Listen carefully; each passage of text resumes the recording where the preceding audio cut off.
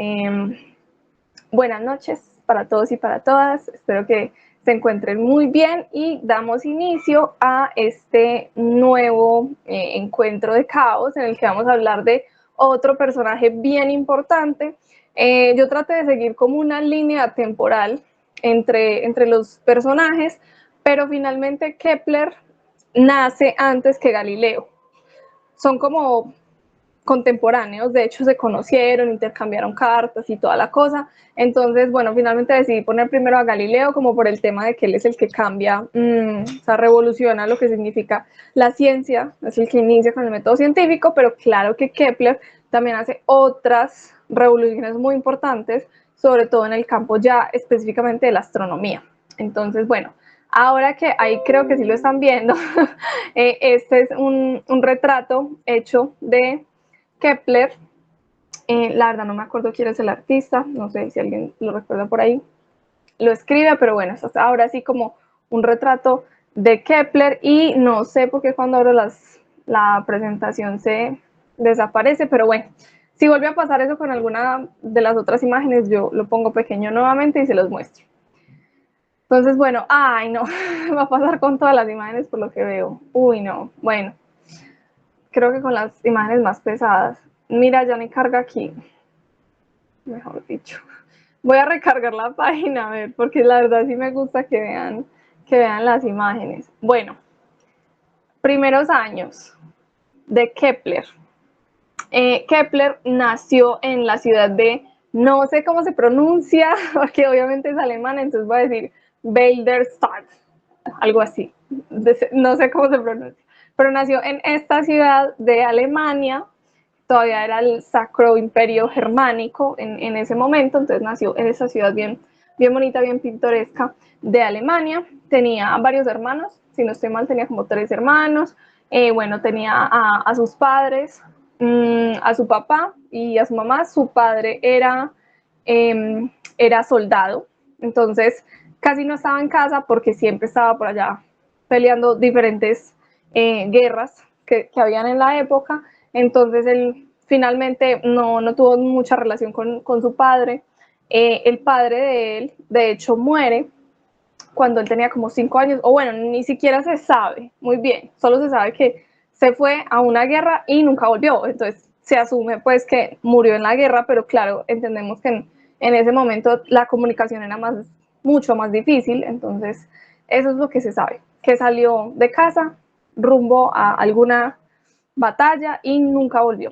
Entonces se cree que falleció allí en esta guerra. Su mamá era como que, llamémoslo como médica, era las personas que utilizaban pues como que plantas y todo esto. No era médica así de ciencia como tal, sino que utilizaba como hierbas y todo este tipo de cosas, como curandera, por así decirlo, para ayudar a las personas. Eso era como a lo que se dedicaba su mamá en ese momento. Su formación, él de hecho estudió como en varios lugares, los primeros años de educación los estudió en varios lugares, pero finalmente ya la formación universitaria como tal la tuvo en la Universidad de Tubinga, también en Alemania. Y bueno, allí fue donde, como en esa época se estudiaba de una manera como muy diferente, o sea, veían como varias asignaturas, las matemáticas, incluso dentro de la matemática estaba incluida la astronomía, o sea, la astronomía y la música se consideraban como dentro de las matemáticas. Entonces ahí fue que él tuvo su primer acercamiento con la astronomía.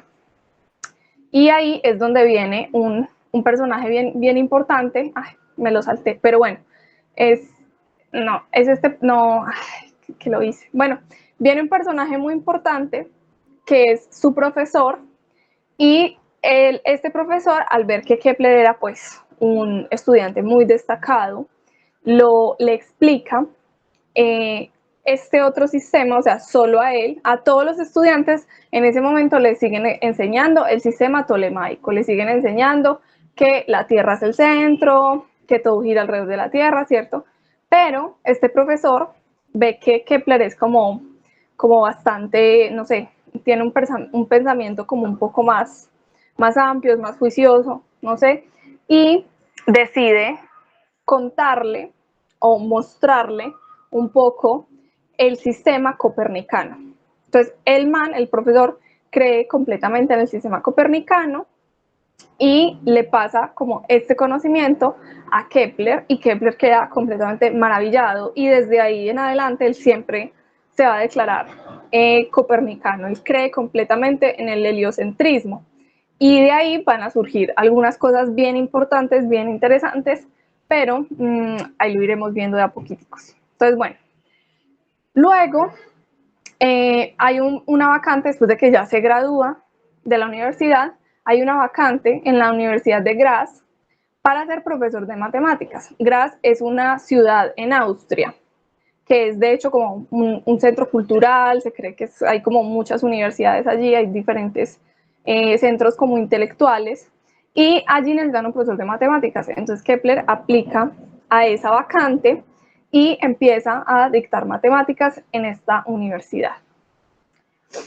Allí, mientras dicta clases de matemáticas en la universidad, también trabaja haciendo almanaques astrológicos. Astrológicos. Entonces, dato importante, Kepler no era solo astrónomo, sino que también era astrólogo. Y claro, uno dirá, pues, pero ¿cómo así? Como un científico, se dedica también a la astrología. Pues claro, es que en la época todavía se creía mucho que los fenómenos celestes tenían que ver con la vida humana. Entonces, era también una forma de entrada de dinero, el hacer como estas predicciones, interpretaciones de los diferentes fenómenos que se veían en el cielo, que si una supernova, que si un cometa, cualquier cosa extraña, se necesitaba como algún experto que le diera una interpretación a eso con respecto a la vida, con respecto al reino, con respecto a, no sé, experiencias que podían tener los humanos, y él se dedicó por un buen tiempo como a hacer esto. Entonces él hacía como sus cálculos dentro de la astrología, o sea, trabajó de una manera muy seria pues en la astrología, y eso le sirvió pues como por unos muy buenos años. De hecho, más adelante, con otro personaje que creo que ya les hice spoiler, también va a tener que reemplazarlo como astrónomo y astrólogo. Entonces, bueno, aquí está el otro personaje con el que se encuentra Kepler. Este personaje es bien importante y debería tener una charla aparte, la verdad, en estos encuentros de caos de este año, pero no quise hacerle como un capítulo aparte, porque queremos dar un poquito de espacio como a más mujeres y a más personas como en la ciencia un poquito más moderna. Entonces, Tycho Brahe es un personaje súper importante, igual que Bruno. Podemos de pronto sacar un encuentro especial como para esos personajes que pasamos muy por encima. Pero pues en este caso lo vamos a hablar desde la relación que tenía con Kepler. Entonces, bueno, Tycho era uno de los mejores astrónomos de la época, incluso a la edad como de 26, si no estoy mal, fue la primera persona en hacerle observaciones sucesivas a una supernova que fue una cosa espectacular en ese momento, y desde allí ganó un gran reconocimiento y un gran respeto por la comunidad científica de la época. Y es que esa supernova fue una cosa tan espectacular que se veía en un punto, se veía incluso de día. Entonces era una supernova relativamente cercana. Entonces su brillo, él le hizo como seguimiento a cómo iba aumentando el brillo, cuál fue el punto máximo de su brillo, cómo iba bajando eso. Y eso es súper importante, tener como esas curvas de brillo de las supernovas, porque con eso, más adelante, ahora en la ciencia moderna, con las supernovas y sus curvas de brillo se calculan distancias en astronomía. Entonces, estas observaciones sucesivas de ese fenómeno son súper importantes y marcan como un inicio en la carrera brillante que tuvo el señor Tycho Brahe. Tycho trabajaba para el archiduque Rodolfo II. Entonces él él estaba como maravillado con el trabajo de Tycho, y le dio a elegir entre varios castillos, pues como unos palacios, para que allí pusiera su observatorio.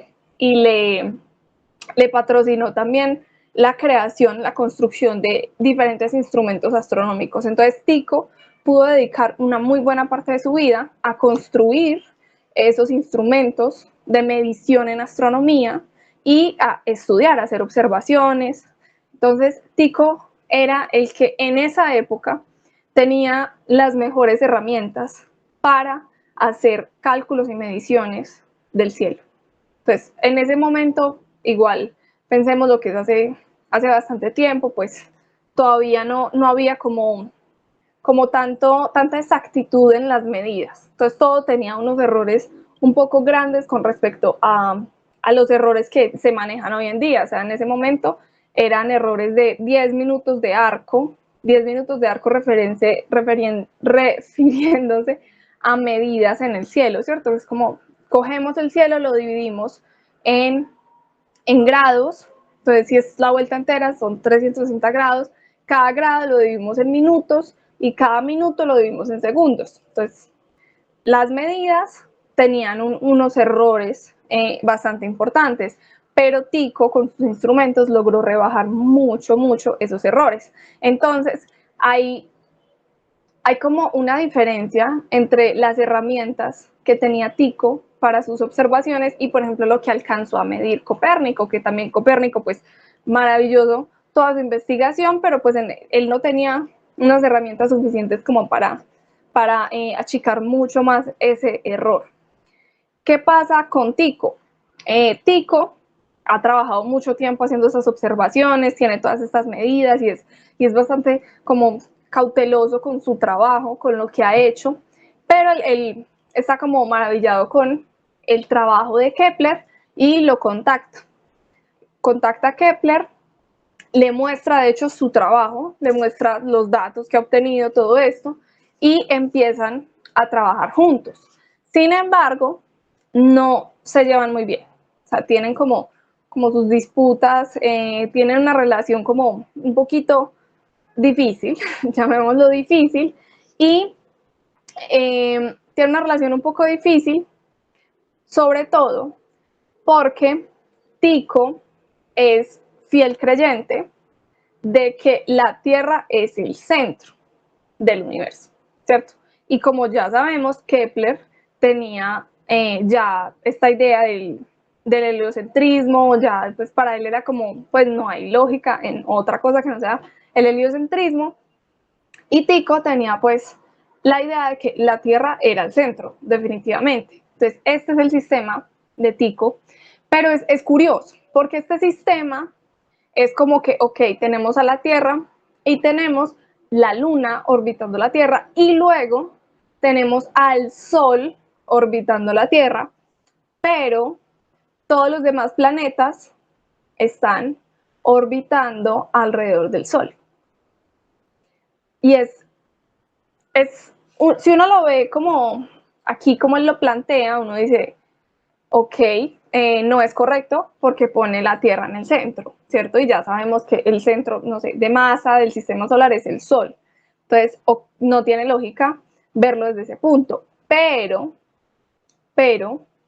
tengamos en cuenta lo que pone a orbitar alrededor de qué, ¿cierto? Entonces, él ya tiene unas medidas muy exactas que le dicen, en definitiva, lo que son Mercurio, Venus, Marte,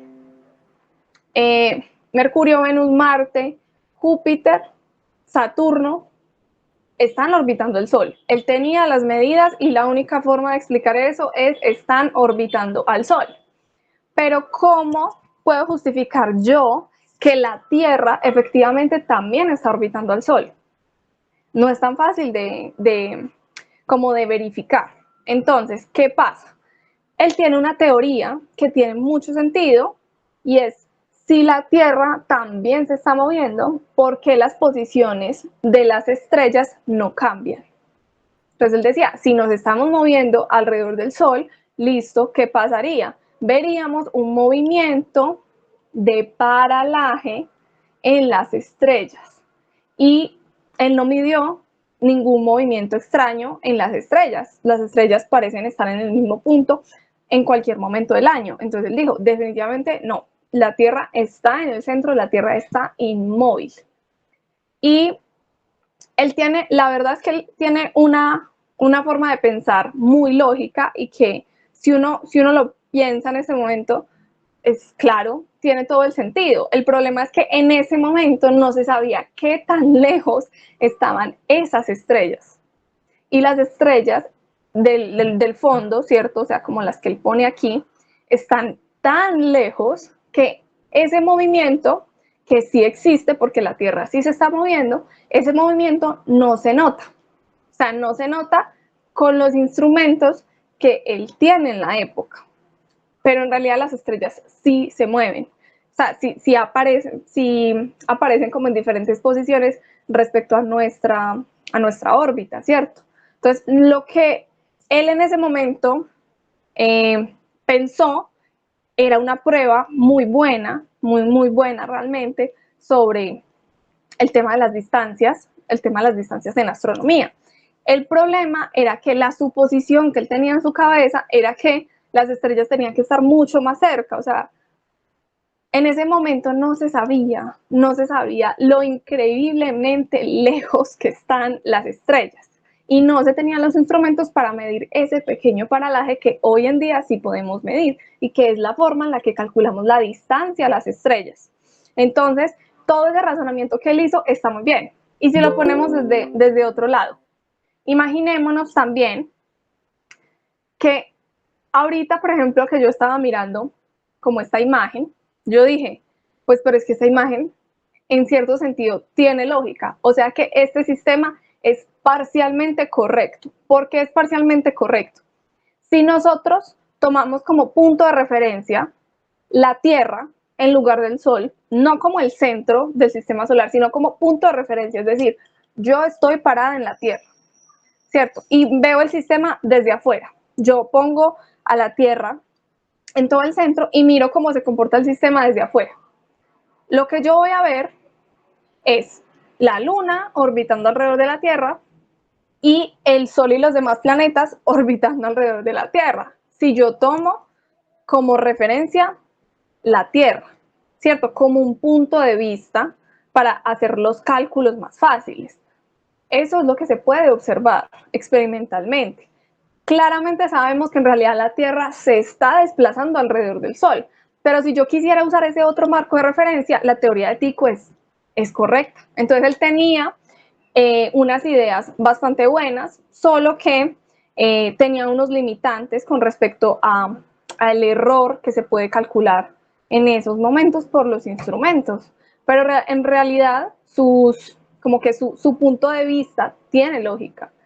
La referencia con respecto a las estrellas del fondo tiene lógica. O sea, Tycho estaba muy claro. Le faltó todavía abrirse un poquito más de mente al modelo heliocéntrico y darse cuenta que su modelo era un punto de vista del modelo heliocéntrico, pero bueno, pues realmente hizo un excelente trabajo el señor Tycho. Entonces, bueno, resulta que Tycho cae gravemente enfermo, le da como una infección urinaria y muere. Y se dice que le dejó todos sus trabajos y la tarea de terminar las tablas rudolfinas, que era como un catálogo que él estaba haciendo, como para unificar todo lo que se hablaba en la época. Él estaba haciendo como un nuevo catálogo y haciendo, no pudo terminar ese catálogo, entonces se supone que le dejó como esa tarea a Kepler y Kepler entonces quedaría ya como el astrónomo oficial para el rey Rodolfo II. Bueno, no era el rey, era como el archiduque, una cosa así, Rodolfo II. Y también, igual que lo hacía Tycho, Kepler quedó con la tarea de ser el astrólogo real, entonces él también tenía que hacer allí como sus predicciones, sus interpretaciones y no sé qué, y era, o sea, uno en este momento dice como, no, pues normal, se puede inventar cualquier cosa, no sé, pero en realidad sobre el astrólogo real de esa época había una responsabilidad muy grande, porque se decía, ok, esta persona es la que tiene que predecir no solo los fenómenos astronómicos, no solo las posiciones de los planetas, sino que tiene que predecir lo que va a pasar. O sea, tiene que predecir que va a haber una hambruna, tiene que predecir que no se va a haber una guerra, tiene que predecir ese tipo de cosas, que porque los astros hablan de eso. Hoy sabemos que no es cierto, ¿cierto? Pero en ese momento era una gran responsabilidad el ser como esa base para la parte, no sé, espiritual de las personas de la época. Entonces, ahí un poquito como de contexto. Unos años después, resulta que a la mamá de Kepler, Katarina Kepler, la acusan de brujería.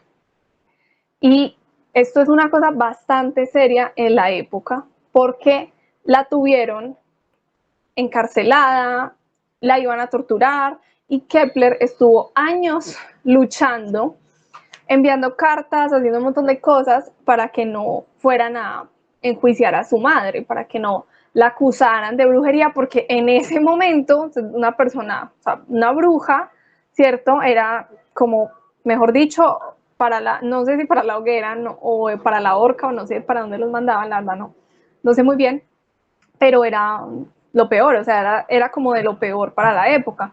Y por lo que les había comentado, que ella tenía como sus cosas con hierbas y todo este tema, como curandera, entonces la consideraron bruja.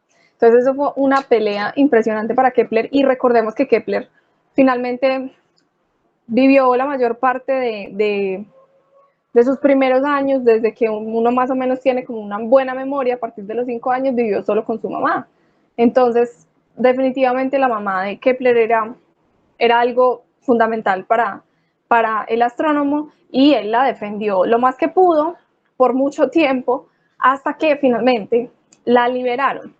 Pero las condiciones en las que ella quedó de salud por ese encierro, porque muy seguramente no se aguantaba hambre, uno no sabe en qué condiciones de salubridad también la tenían encerrada, pues resulta que muy tristemente muere como a los 7 meses. Entonces no muere por, no sé, no la asesinan como enjuiciada pues por la brujería, pero finalmente sí esta situación termina cobrando su vida. Entonces es una historia un poco triste de qué tan lejos pueden llegar, no sé, las religiones a veces en estos contextos en los que ya se pone incluso la vida de una persona en juego. Entonces, bueno, continuando aquí para salir, Michael Mesclinus, no sé cómo se pronuncia, ahí me disculpan, fue el profesor de Kepler que le enseñó el modelo heliocéntrico. Entonces, bueno, se me saltó esta diapositiva, pero esto era lo que les estaba hablando ahorita. Este señor fue el encargado de que Kepler terminara, claro, estudiando el modelo heliocéntrico y no el tolemaico, que era el que enseñaban en esa época en cualquier universidad. Entonces, gracias a este señor, Kepler tuvo esa formación extra y trabajó toda su vida tratando de probar, encontrar pruebas para el modelo heliocéntrico. Bueno, de allí, ya trabajando, haciendo medidas y con todos los instrumentos que le quedaron de Tycho, él empieza a escribir varios trabajos. En creo que este sí es previo, si no estoy mal, en este artículo, Mysterium Cosmographicum, aquí es lo que trata sobre todo es como de encontrar una especie de armonía entre las figuras geométricas y el sistema solar y los planetas, ¿cierto? Entonces él dice, no es casualidad que que los planetas sean descubiertos en ese momento, que eran Mercurio, Venus, Tierra, Marte, Júpiter y Saturno, eran 6. Entonces no es casualidad que sea nada más, la cantidad de planetas sea nada más un número extra que las figuras geométricas perfectas. No me acuerdo si esto era de Pitágoras, yo creo, que eran las perfectas. Entonces, que eran como que el cuadro, el dodecaedro, el icosaedro, perdón, el cubo, yo dije cuadro, perdón, el cubo, el tetraedro, bueno, entonces, tetraedro, cubo, dodecaedro, icosaedro, me falta otro. Bueno, no me acuerdo cuál es el otro. Entonces, él cree que cada una de estas de estas figuras está relacionada con cada planeta.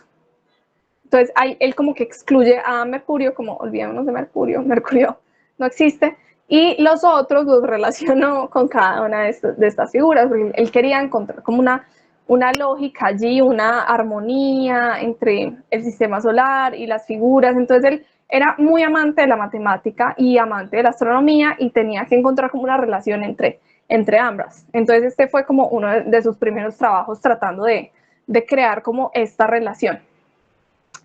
Por ahí, esto fue como en 1604, si no estoy mal, observó una estrella muy extraña que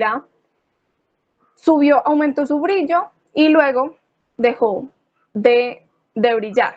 Exactamente, exactamente no, pero parecido a lo que había pasado con la estrella de Tycho. ¿Se acuerdan? Que la habíamos visto aquí, la estrella de Tycho. Entonces él fue de los primeros que observó e hizo también como observaciones sucesivas de esa supernova. Pero entonces, ¿cómo se ve? Nosotros ahorita tenemos fotos muy lindas, muy interesantes de, no sé, las supernovas esto es un remanente de supernova. Tenemos fotos de los remanentes de supernova, pero en esa época lo que se veía era como, uy, hay un brillo súper fuerte en el cielo, en donde no había nada antes y ya otra vez dejó de brillar. Así se ve una supernova bastante brillante. Entonces, esta no era tan brillante como la de Tycho, como la que les había comentado que se veía de día, esta no se veía de día, pero con los instrumentos que tenía Kepler le podía hacer seguimiento a su brillo. Y eso fue lo que hizo. Entonces, no fue el primero en observarla. Lo observaron otros astrónomos de la época, incluso otro astrónomo por ahí le escribió a Kepler como, hey, sí, hay como una supernova, aunque no, creo que en ese momento no se llamaba supernova. Tycho fue el que le dio el nombre de Stella Nova, que era como nueva estrella. Entonces él fue el primero en darle como ese nova, fue Tycho. Pero igual en ese momento no se llamaban así todavía como supernovas, fue simplemente observaciones sucesivas. Esto que hay aquí es una fotografía actual de esta es una combinación del Hubble, del Chandra y del Spitzer, o sea que tiene varias longitudes de onda aquí, y es una foto del remanente de esa supernova, es decir, lo que quedó tras la explosión de supernova. Entonces esto es como todo ese gas que queda allí alrededor del núcleo desnudo de una estrella, que puede ser una enana blanca o puede ser una estrella de neutrones, dependiendo la masa pues de la estrella. Bueno, también puede ser un agujero negro. Pero en este caso esta es más pequeña. Esta probablemente sea una enana o una estrella de neutrones. Entonces, bueno, esta supernova, él la observó y ahora se le llama la supernova de Kepler, porque él fue el que más la estudió, aunque no hubiera sido pues el primero en observarla. Bueno, ahí se le dio el nombre a él. Otra cosa en la que trabajó Kepler. Kepler trabajó en varias áreas de la astronomía, se dedicó toda su vida, de hecho, a la astronomía y a la matemática, entonces alcanzó a hacer muchas obras. Por cierto, otro dato importante, bueno, no sé si es importante, tan importante, pero bueno, a mí me parece como, no sé, un dato que me hace pensar sobre la época en la que vivían, y era que claramente esto es un momento en el que hay muchas enfermedades que no se pueden curar, o muchas enfermedades que, no tienen como aún los tratamientos adecuados, la mortalidad de niños era súper alta, y de hecho el mismo Kepler se enfermó bastante de niño, se decía que era incluso hipocondriaco, no sé si eso es cierto, pero se enfermó bastante y de hecho tuvo viruela. Entonces, él tenía problemas de vista, o sea, él quedó afectado un poco de la vista por esas enfermedades que tuvo de niño. Y resulta que él tuvo 2 matrimonios, su primera esposa murió y también con esa primera esposa tuvieron 5 hijos y se murió la esposa y se murieron 2 de los hijos. Entonces se murió un hijo que tenía como 1 año y otro que tenía 2 meses, o sea, súper bebés. Y luego se volvió a casar y tuvieron, ¿cuántos hijos fueron? 7.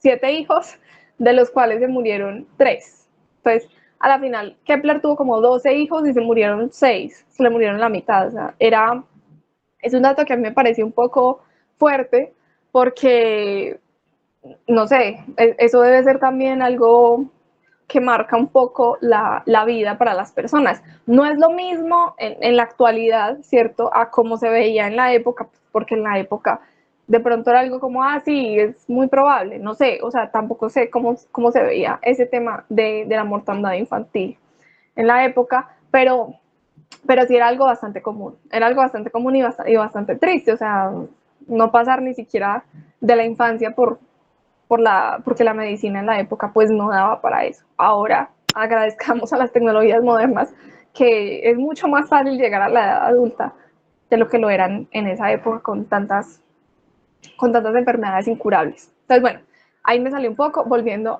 al tema de los estudios de Kepler, las mareas. Resulta que, no sé si se acuerdan, que en el encuentro pasado hablamos de que Galileo tuvo una teoría sobre las mareas de la Tierra que no involucraba a la Luna, que era como, eso es muestra de la órbita de la Tierra alrededor del Sol. Y fue una de las pocas cosas en las que Galileo se equivocó. Resulta que Kepler no se equivocó aquí. Kepler hizo un estudio muy exhaustivo sobre las mareas y la Luna. Y él concluyó que las mareas están relacionadas completamente con la posición de la Luna. Entonces él le atinó, le atinó al tema de las mareas, pero incluso Galileo se le burló de su teoría de las lunas, de la luna y las mareas, porque él no creía en eso y porque para él eso era más evidencia de que la Tierra orbitaba al Sol. Ambos eran creyentes pues como del heliocentrismo, copernicanos, pero tuvieron como sus diferencias con respecto a eso. Sin embargo, igual ellos mantenían pues como su correspondencia y toda la cosa, pero ahí está, dato curioso, en esta Kepler sí le atinó y Galileo no. Pero incluso ya para el momento en el que él propone esto, el tema de las mareas, hay como indicios ya de que este es un conocimiento que se tiene desde hace bastante tiempo, de que las mareas sí tienen relación con la luna, pero él fue como el primero en hacer los cálculos más extensos, más oficiales, o sea, como él tenía su amor por la matemática, él trataba siempre de hacer todo de manera muy matemática, muy experimental, que es una diferencia con respecto a cómo se venía tratando la ciencia hasta ese momento. Ahora sí, el momento culminante en la vida de Kepler, o bueno, no sé si culminante porque él siguió haciendo muchas cosas después de esto, pero es probablemente el aporte más importante que tuvo Kepler a la astronomía.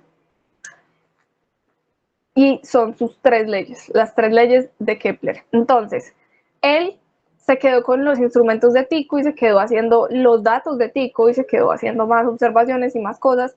Y él seguía empeñado en que las órbitas de los planetas debían ser círculos porque el círculo es perfecto y él era bastante creyente también de Dios, también era pitagórico, entonces amaba la matemática y toda la cosa, pero él seguía creyendo que tenían que ser órbitas circulares. Y él buscaba y ajustaba y no le daba, como que nunca concordaba las teorías con las que él salía de círculos y de otros medios círculos que hacían ahí, nunca le concordaron. No, simplemente no funcionaba. Entonces se cansó de intentar con círculos y empezó a intentar como con ovoides, a ver si eso se ajustaba. Tampoco le dio y terminó llegando a la elipse. Y ahí, ¡pum!, primera revolución. Se dio cuenta, primera ley de Kepler, que las órbitas de los planetas siguen, o bueno, tienen forma de elipse y no de círculo perfecto. Entonces, primera ley de Kepler, las órbitas de los planetas, es más, los voy a leer acá. los planetas recorren órbitas elípticas con el Sol en uno de los focos. Esa es la primera ley de Kepler. Claro, pero es que el Sol, uno lo ve como más en el centro, sí parece un círculo. Sí, porque es una elipse con una excentricidad muy pequeña, o sea, muy pequeña, es casi circular, pero no es circular. Y ahí está el tema del detalle.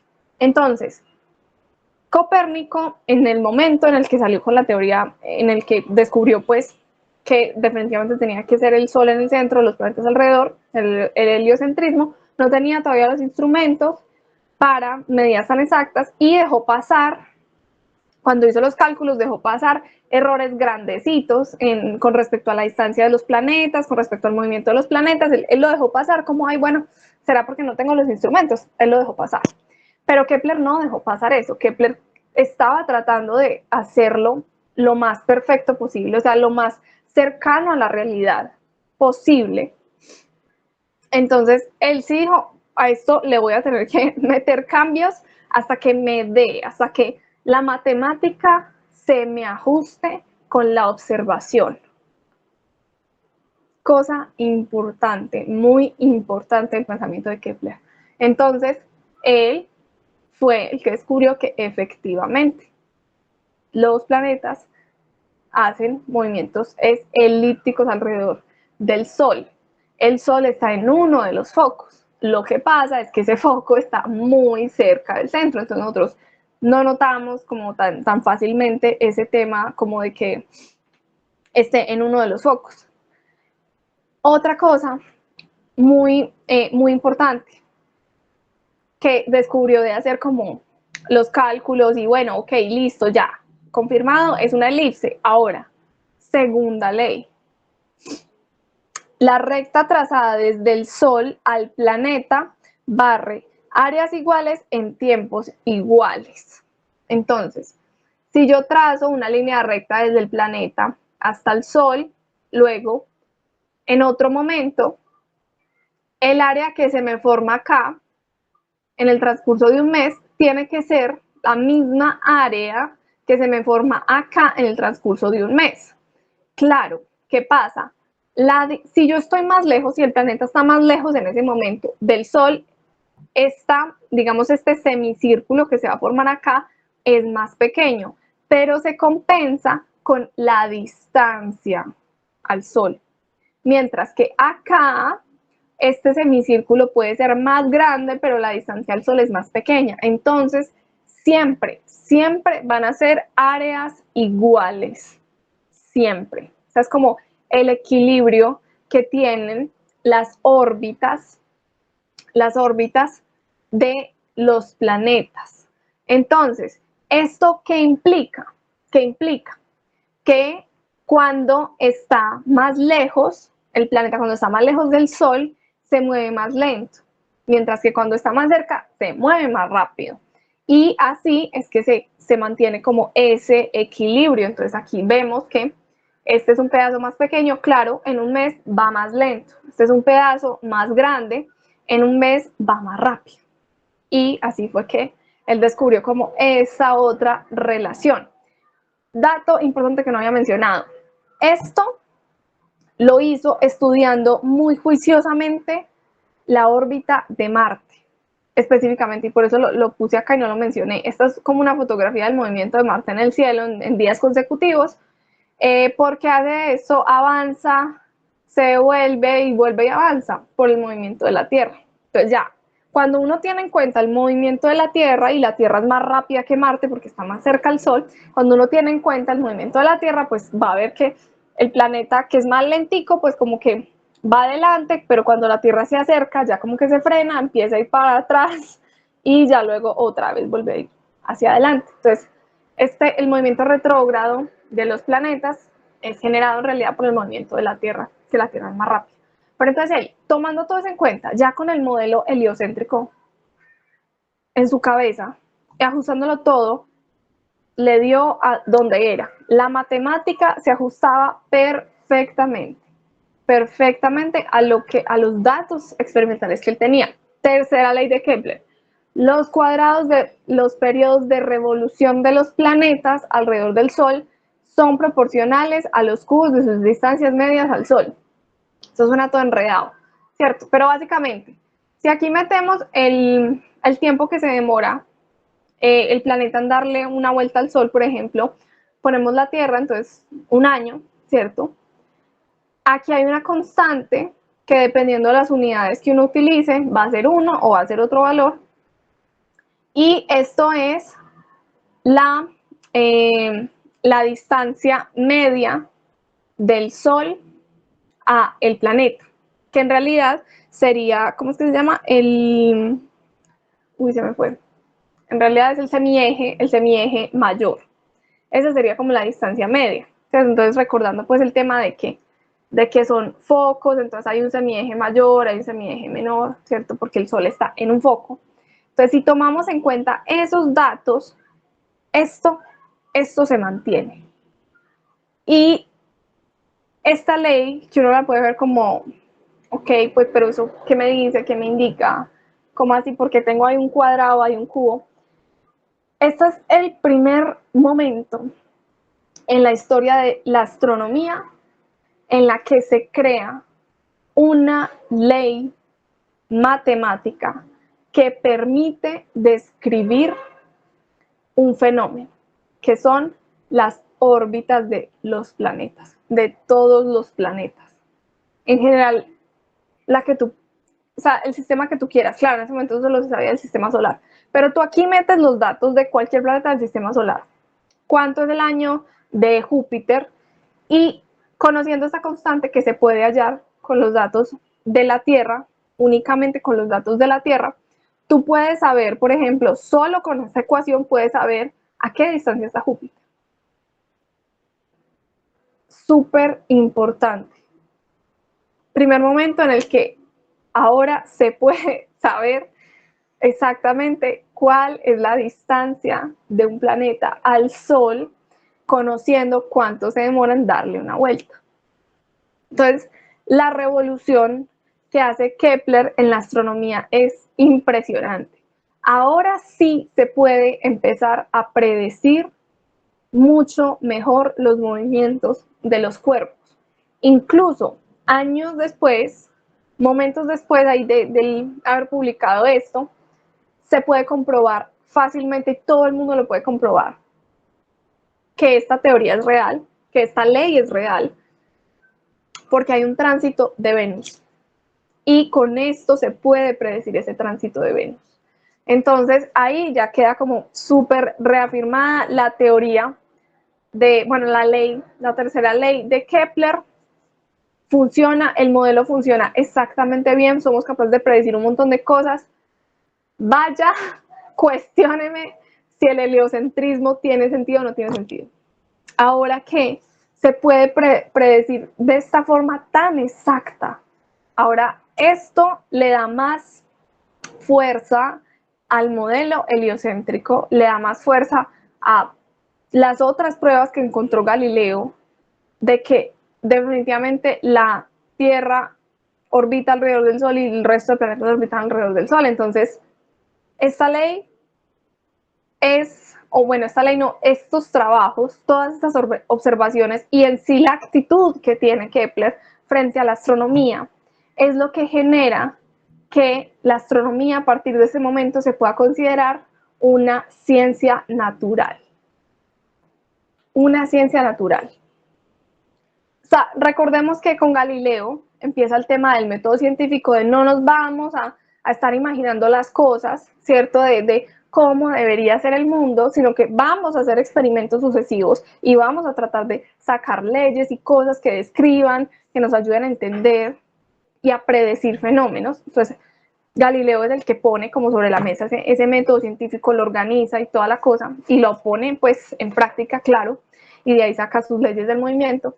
Pero Kepler lleva esto a la astronomía.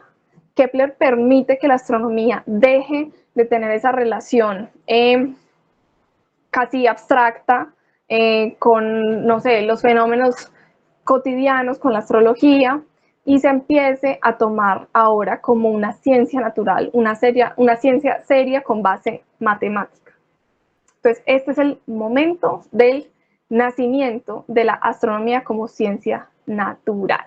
Entonces, sí, claro, habían otras cosas, otras medidas, relaciones con triángulos, con otras cosas, claro, sí, eso existe hace bastante tiempo, pero el carácter de Kepler de hacer esta relación, tratar en serio de obtener la expresión matemática que sí te prediga bien el movimiento de los planetas, que no sea como, sí, una medio aproximación, pero basada en el principio de que todo debe ser circular, sino ya basada en, ok, no hay ningún principio de que nada debe ser nada, simplemente vamos a ver cómo se comporta, vamos a ver cuál es la realidad de la naturaleza. Esa es una actitud muy diferente a la que se traía antes en ciencia, que era como, tengo este fenómeno, yo creo que esto debe ser así porque esto es perfecto, o sea, creencias más allá de la experimentación, más allá de decir, voy a tratar de encontrar la forma de modelar ese fenómeno que estoy viendo, no modelar o no tratar de ajustar el fenómeno a mis creencias o mis teorías, sino al revés. Entonces, este es el momento del nacimiento de la astronomía como ciencia natural. Y a partir de ahí ya van a haber otras revoluciones y otros momentos importantes. Cuando nace ya deja de ser solo astronomía, ya nace la astrofísica, eso es más adelante, pero en este punto es una revolución súper importante. ¿Cuáles son las ciencias naturales? Química, biología, física, esta astronomía y esta es como geofísica. Entonces, bueno, así como que en términos muy generales, muy generales, se divide como las ciencias naturales. Otras de sus obras. Estas son como las tablas rudolfinas y en esta Astronomía Nova es que él publica las dos primeras leyes. Entonces, él realmente lo hace. Estas tres leyes no son todas en el mismo momento, sino que requieren un buen tiempo de estudio, un buen tiempo de análisis. Entonces, las dos primeras leyes, que las hace investigando Marte, las publica acá, pero ahí no están del todo pulidas. Es como un primer borrador de esas dos leyes, las publica acá en Astronomía Nova. Tiene las tablas rudolfinas, que es terminando el trabajo pues ahí de Tycho. Tiene esta otra que es sobre óptica, que él también hizo un gran trabajo en óptica. Hizo incluso como una mejora del telescopio de Galileo con lentes, telescopio refractor. Le hizo como unas mejoras, entonces eso también le ayudó pues como en sus observaciones. Y su obra culminante, en donde ya están todas bien escritas y aparece por primera vez la tercera, que la tercera es la que hace la super revolución. Esas todas están acá en las armonías de los mundos, o la armonía del mundo, o no me acuerdo muy bien, Harmonis Mundi, bueno, no sé, ese. Aquí es que ya publica como todos esos nuevos descubrimientos, todos esos datos. Esta es la obra culminante de Kepler, es un trabajo maravilloso. Y si no estoy mal, es el que es incluido en la lista de los libros prohibidos por la Iglesia Católica. Sí, yo creo que sí es este. Claro, porque entonces ya ahí vuelve y choca. ¿Cómo así que me traen más datos? La Iglesia, pues, ¿cómo así que me traen más datos para sustentar el heliocentrismo? No se puede. O sea, para ellos todavía es muy complicado aceptar la idea de que el Sol es el que está en el centro del sistema solar y que los planetas están alrededor. No era algo muy sencillo para la Iglesia de la época simplemente aceptar este tipo de cosas. Entonces, nada, es herejía y se va para la lista de libros prohibidos. Entonces, ahí está. No sé, no tengo el dato de cuánto tiempo estuvo ahí, en qué momento la sacaron, la verdad, no tengo idea. Como si tuve ahí la investigación con Galileo, la verdad no la hice con de Kepler. Bueno, objetos y misiones en su honor, claro que sí, cómo no, Kepler también tiene su cráter. De hecho, este es bien chévere, porque el cráter Tycho es uno de los más grandes de la Luna y más visibles, se identifica de una Tycho, o sea, ese cráter en honor a Tycho, el que les hablaba ahorita, y uno de los rayos que sale del cráter Tycho es el que se ve, bueno, es el que como que entra o señala la ubicación de este cráter, que es el de Kepler. Entonces la persona, no me acuerdo el nombre, de quien estuvo empezando como a darle los nombres a los cráteres de la Luna, él lo hizo de esa forma, como para que siempre estuvieran relacionados Tycho y Kepler. Bueno, el telescopio espacial Kepler. Esto es una maravilla. Gracias a este telescopio es que se han encontrado la mayoría de exoplanetas. La mayoría de exoplanetas, por una diferencia abismal, se han encontrado gracias a este telescopio. Este telescopio lo que hace es detectar como, eso se llama tránsitos, es decir, cuando hay una estrella, ¿cierto? Cualquier estrella del cielo, y cuando un planeta se le atraviesa, uno de sus planeticas que está ahí orbitando alrededor, se atraviesa como en nuestro campo de visión entre nosotros y la estrella. Cuando lo atraviesa, uno ve como una disminución pequeñita en el brillo de la estrella, ¿cierto? Entonces, se ve como, sí, está la luz de la estrella, graficando la luz de la estrella, y hay un bajoncito, y vuelve y sigue la luz de la estrella. Ese bajoncito nos permite saber cuál es el tamaño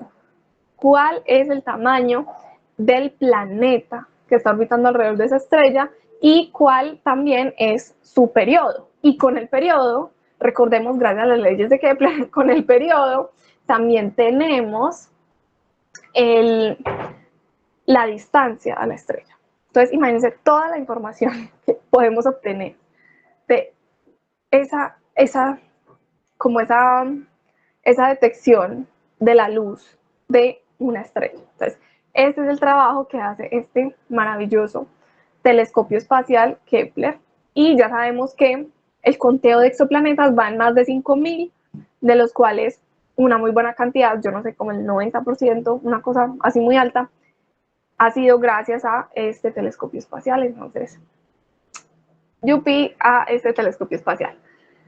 Más objetos en su honor. Hay un cráter en Marte que también tiene el nombre de Kepler, y por aquí está el de Tycho. Acá sí le dieron uno más pequeño a Tycho y el grandote de Kepler. También hay un asteroide con su nombre, ¿cierto? Ya saben que yo cuando es un asteroide no les pongo ahí fotos de nada, porque normalmente esos asteroides se los descubres por medio de fotos. Entonces no se tienen fotos allá del asteroide, porque para tomarle foto a un asteroide, así como en gran detalle, toca ir hasta allá, o sea, toca mandar una misión. Entonces, si pongo una foto en sí de un asteroide, voy a estar poniendo una foto real de un asteroide, voy a estar poniendo la foto de otro asteroide, que es uno de los pocos a los que se ha visitado con una nave espacial. Entonces, pues no quiero crear como esas confusiones, entonces pongo como el dibujito de, ok, también hay por ahí un asteroide que es como el del cual no se tienen fotos en sí, solamente se tiene el dato de que se hallaron por medio de otras técnicas en astronomía. Otro, hay como unos montes en Phobos, que es la luna de Marte, una de las lunas de Marte, Phobos, Deimos. En Phobos hay como unas montañitas que se llaman Kepler Dorsum, entonces le pusieron el nombre de Kepler ahí a esas montañitas, que son como las únicas que tienen en realidad esta luna. Pues es una luna como con cara de asteroide, es porque en realidad lo más probable es que ambas lunas de Marte hayan sido asteroides atrapados por Marte, probablemente asteroides del cinturón de asteroides. Entonces, bueno, pues, si tiene cara de asteroide, es porque sí, probablemente es un asteroide. Y estas son como unos montes en Nueva Zelanda que tienen el nombre de Kepler. Entonces, como las montañas de Kepler, esta es como la parte más alta de esas montañas, pero pues por ahí están como en la parte sur de Nueva Zelanda. Y bueno, eso sería como todo. Muchas gracias. Obviamente creo que no se pueden faltar muchos datos o eso, pero bueno, esto es como lo que alcancé a prepararles para hoy y lo que me da la garganta también para hablarles. No sé, dudas, preguntas, comentarios, aportes, todo lo que quieran, se abre el espacio para eso.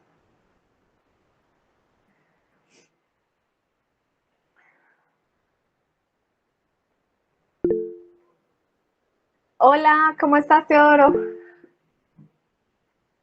Ay, pero sí ven las imágenes. Hola, Ay, hola, buenas noches, Lizeth, ¿cómo estás? muy bien, ¿y Ah, tú? excelente, muy bien. Eh, no sé qué decirte de la charla. Honestamente, bueno, no arranqué pues desde el comienzo, pero, mm, o sea, no sé cómo comenzar realmente, o sea, me cuesta como un poco, no sé, mi prosa en este instante queda como un poco nublada porque creo que Kepler, más allá de un visionario, pues, o sea, y de lo que mencionabas ahorita con respecto a las bases de la astronomía, él también tenía esa visión pues con respecto a que la astronomía y la física estaban pues altamente ligadas, entonces de ahí surge pues obviamente el poder de la astrofísica y pues que esa astrofísica pues a diferencia pues de la astronomía donde se supone, pues no se supone no, donde los astros pues en la astronomía son, no sé, pues son puntos pequeños que se mueven, pero no se consideran pues como objetos con propiedades físicas. En astrofísica donde ya usted sí entra con toda la física pues como tal por debajo y ya usted le puede sacar pues de temperatura, composición química y bueno, y todo ese tipo de cosas. Entonces me parece muy teso pues todo lo que este señor deja como bases porque finalmente, no recuerdo, no sé si tienes ahí el dato de cuándo fue que él muere o cuándo nace, no, como para calcular algo ahí. Pero estamos Mm, hablando de los 1600 pues también, ¿cierto? Él nace como en finales de 1500, como Ah, ok. Entonces, 1580 y algo, creo.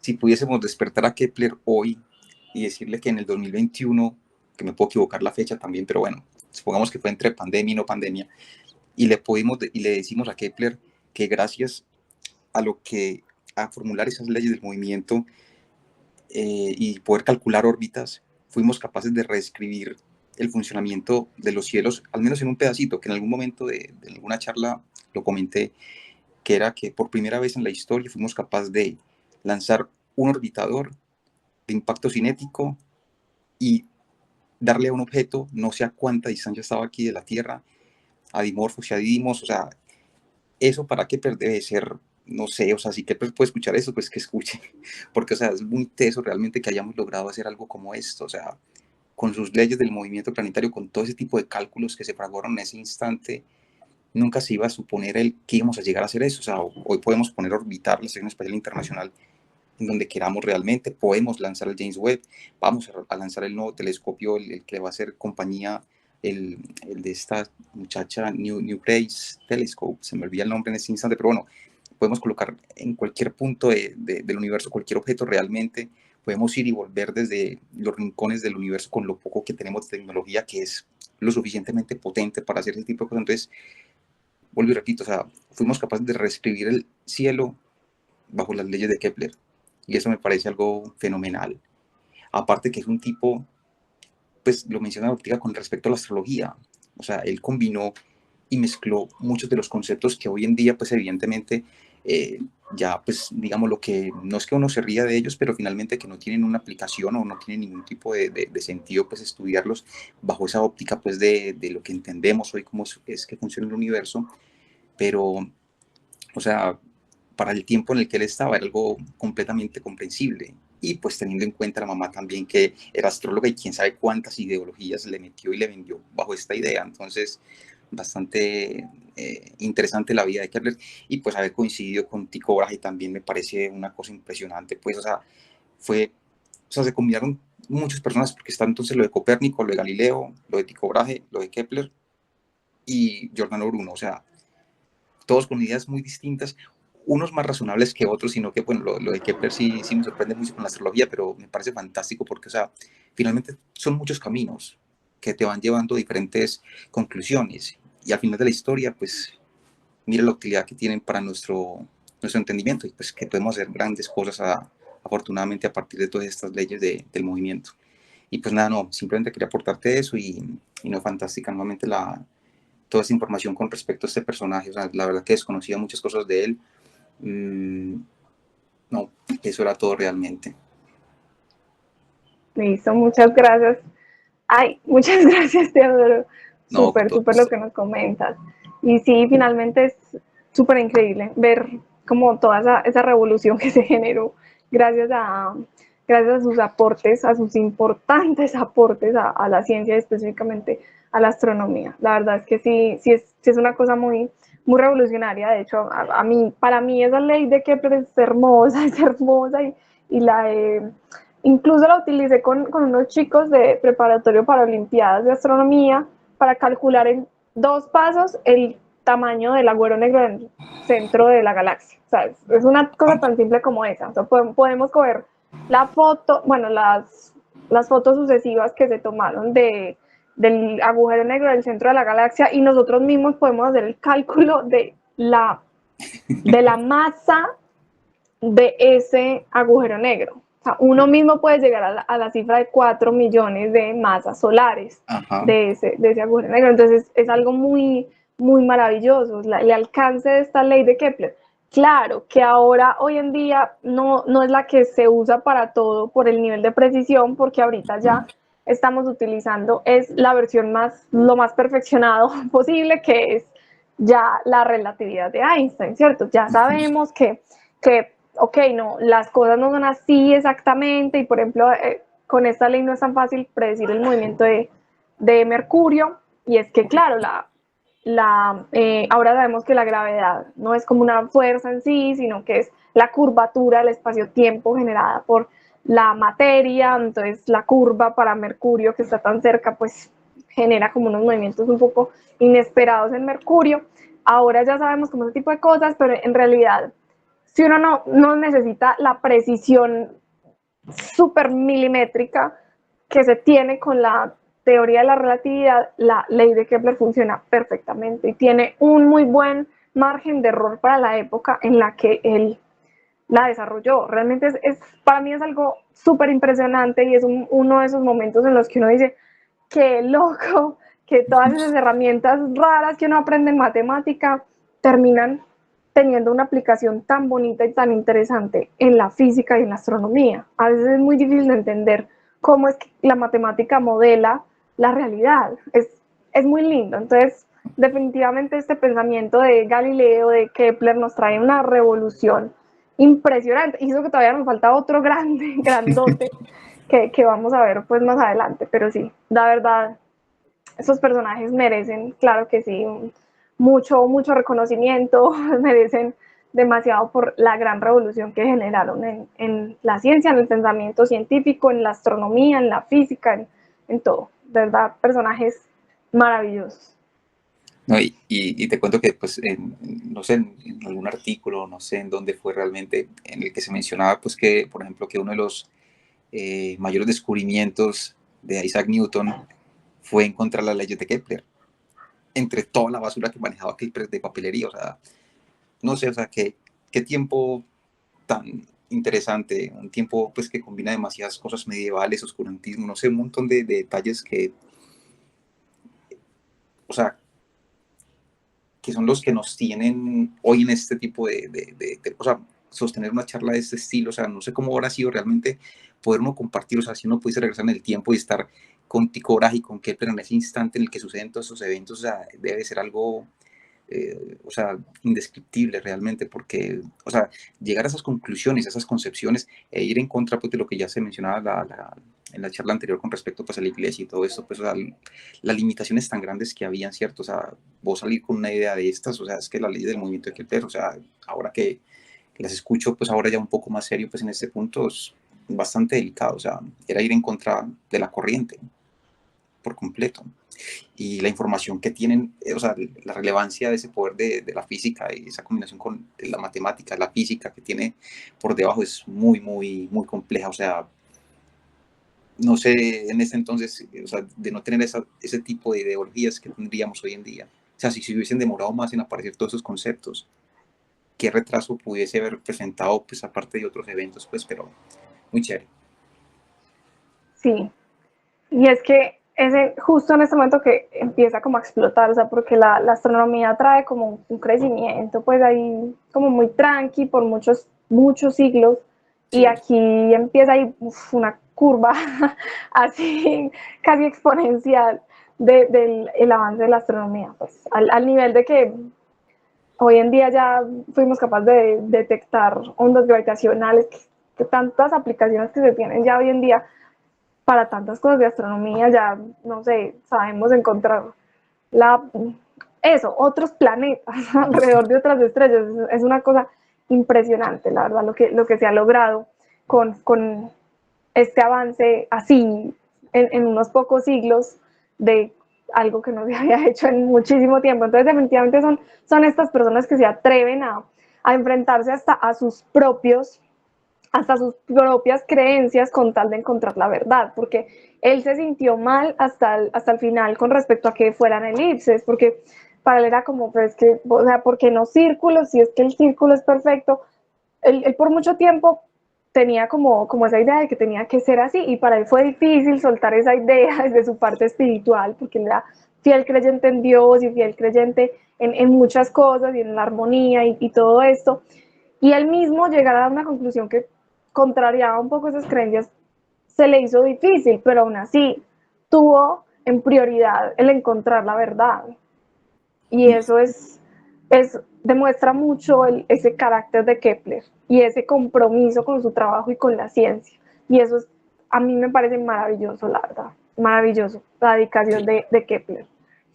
completamente de acuerdo. Y pues, no sé, la historia, pues ya sí, pues ya terminar, pues como de contar tantas cosas, pues, o de hablar, pues que no sé, esa historia, pues de Kepler, pues, o sea, no sé, pues en los momentos más oscuros, no sé, pues, el poder de pensamiento racional y la pasión como con la que uno explore o el conocimiento con que uno haga las cosas, pues no sé, pues nos termina guiando pues como a ese tipo de comprensión más allá de lo que tenemos como concepción actualmente.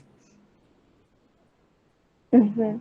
Es como, no sé, como navegar en ese océano cósmico gracias a todo este tipo de detalles. Y ya, Sí, así es. Muchas gracias, no, a ti, Teodoro, todo por... el gusto. Bueno, y no sé si alguien más quiera hacer algún aporte, no sé, algún comentario, lo que quieran. Bueno, yo tengo una duda, si se vieron las imágenes o qué, no sé, siempre quedé No, con sí esa se duda. vieron a lo último, sí. Ah, bueno, listo, menos mal. O sea, el único que no se quería mostrar ahí era Kepler. Estaba tímido Kepler. Bueno, les cuento que una muy buena parte de esto lo saqué del libro Los conceptos de la física. O sea, esto es una copia, porque yo no tengo el libro original, porque me tocaba sacarlo en la universidad, pero no tenía la forma. Entonces tengo esa copia que es de los conceptos de la física del profesor Alonso Sepúlveda. Entonces, por si quieren ver un poquito más, aquí está como esa historia, la relación con Tycho, acá están las leyes enunciadas, ahí hay por acá lo de las áreas, ahí bien explicado. Ay, bueno, me alegra mucho que les haya parecido genial, bueno, que les haya gustado. Bueno, entonces ahí les cuento, les dejo el dato de que estos libros del profe Alonso siempre son una referencia pues espectacular, y otros datos los saqué fue de la página de la UNAM, de la Universidad Nacional Autónoma de México, que allá también son muy tesos en el tema de astronomía, y han sacado unos datos muy chéveres y sobre personajes. Entonces ya saben ahí para que se busquen la información de Kepler. ¿Qué más queda por decirles? Bueno, incluso el mismo profe Alonso Sepúlveda, pues que ya en paz descanse, el profe Alonso nos decía en clase que nos salía con una teoría bien interesante, y es que muy raro que justo entre tanta disputa entre Kepler y Tycho, ¡pum!, se murió Tycho y le dejó disque a cargo a Kepler de todo, y luego se descubrió en las hebras de cabello de Tycho que en realidad tenía unas cantidades muy altas de cianuro. Entonces parece ser que finalmente Tycho murió por envenenamiento. Las malas lenguas dicen que eso fue culpa de Kepler, pero las buenas lenguas dicen que finalmente pues es normal, porque Tycho trabajaba él hacía alquimia también, entonces combinaba muchos químicos, tenía su laboratorio pues de alquimia incluso también en el lugar donde trabajaba, en el que les conté que era como un castillo, una cosa así, donde tenía su observatorio. Entonces él finalmente pues trabajaba normal, con dosis muy altas era mercurio, ¿cierto? Yo dije mercurio, ya se me olvidó si era mercurio o era otro elemento. Bueno, un elemento que es tóxico. Entonces finalmente él trabajaba con eso, entonces como bueno, normal, pero bueno, por ahí siempre queda ese chisme flotando, pues como en el aire sobre la conveniencia de la muerte de Tycho y lo mucho que eso le ayudó a Kepler a poder demostrar no sé, demostrar más pruebas para el heliocentrismo en el que Tycho no creía. Entonces, bueno, ahí les dejo el dato. Ese dato es directamente del profesor Alonso Sepúlveda, no está en ningún lugar oficial. Entonces, bueno, ahí les dejo con ese dato. Muchas gracias a todos por asistir. No sé si quieran decir algo más o ya nos vamos despidiendo por hoy. Les cuento que ahorita ya sí baja un poquito el tema de los encuentros de caos, que ya se vienen festivos y toda la cosa. Entonces, tenemos el próximo encuentro el 20 de mayo. El 20 de mayo y de ahí el siguiente ya va a ser el 17 de junio.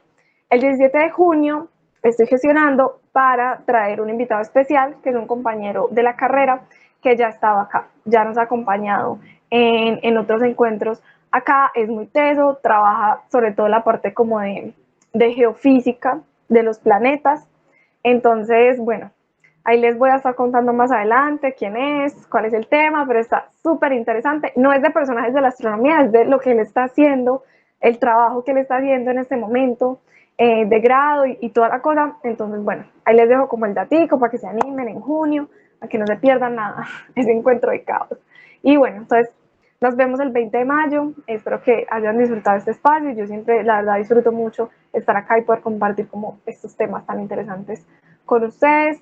Recuerden que la sesión queda grabada y se sube a nuestro espacio en el portal de la UDA. Les voy a dejar acá el link, que no se les olvide. Esperando que este video se suba, no sé, yo creo que la otra semana o posiblemente esta semana, porque este video sí me quedó completo, entonces es más fácil de editar. Entonces, bueno, chao, que estén muy bien, feliz noche y que tengan una feliz semana. Buenas noches, muchas gracias. Muchas gracias, Licia, muy amable. Y qué datazos de final, así como medio coctelero y algo de estilo KGB muy bacano. Voy a buscar ese dato porque sí me causa intriga si se murió o no por envenenamiento directo. Último no, por ahí en Cosmos, Armonía de los Mundos, lo mencionabas ahorita. Hay un capítulo especial de Tycho Brahe y Kepler. Entonces, por si lo quieren ver o repetir, obviamente, pues porque es la versión antigua del Cosmos. Uy, súper, súper, ve, interesante. No, yo la verdad no lo he visto, me lo voy a ver. No, Muchas gracias. Con gusto. Bueno, hasta luego. Chao, que estén muy bien. Chao, feliz noche.